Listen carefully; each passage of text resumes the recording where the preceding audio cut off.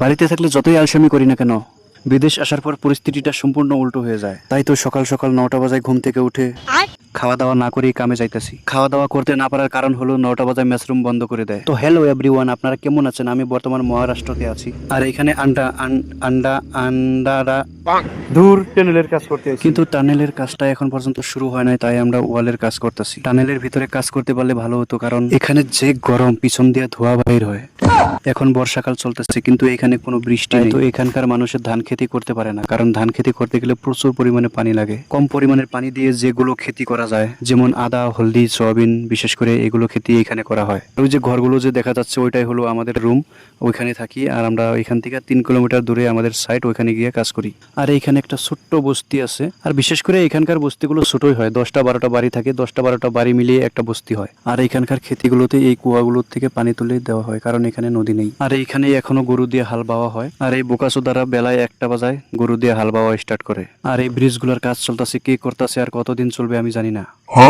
আর গাড়ির ভিতরে একটা তেলেগু ইঞ্জিনিয়ারের তেলেগু গান বাজাইতেছে, আমি কিচ্ছু বুঝি নাই, কিন্তু ঘাড় লড়াইতেছি।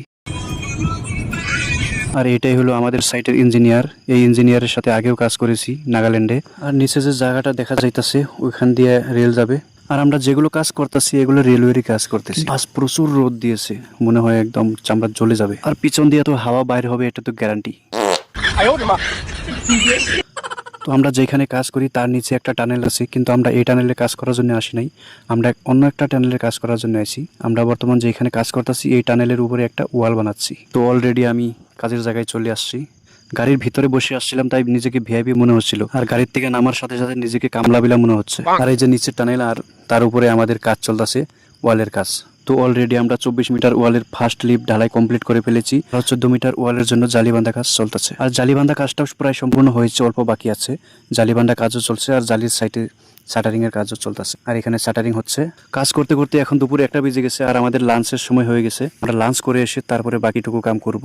আর টানেলের উপর থেকে এখানকার ভিউটা দেখেন, কত ভালো লাগে, মাইন্ড ব্লোয়িং ভিউ।